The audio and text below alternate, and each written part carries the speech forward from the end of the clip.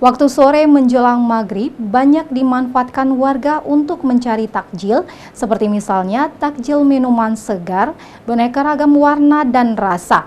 Es spiral ini misalnya di bulan suci Ramadan kali ini, pedagang es spiral dalam sehari mampu meraup omset hingga 3 juta rupiah. Bulan Ramadan menjadi bulan penuh berkah bagi masyarakat Kota Lubuk Linggau, tak terkecuali bagi pedagang takjil. Momen bulan puasa ini mampu mendongkrak ekonomi. Seperti misalnya pedagang aneka minuman segar es spiral Ardi mengatakan, aneka minuman es segar yang dijualnya diantaranya yakni es buah, es permen karet, dan es lumut.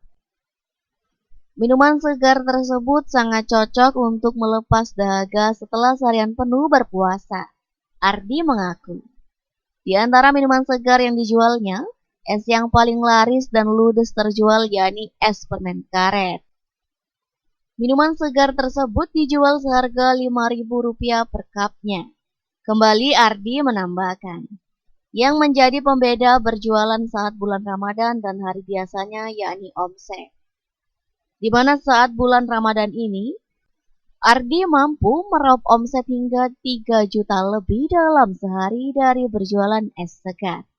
Sementara untuk hari biasanya, omset yang didapat berkisar antara 1 juta rupiah saja per harinya. Jualan es spiral, es buah, es lumut, es permen karet. Es yang paling laris es apa, Pak? Es permen karet. Es permen karet. Iya. Dijual berapaan, Pak, esnya? Harganya seluruh varian, harganya Rp5.000. Rp5.000. Kalau puasa jualan juga kan, Pak? Jualan juga. Apa beda? Tidak selama puasa, memang tidak puasa jualan juga.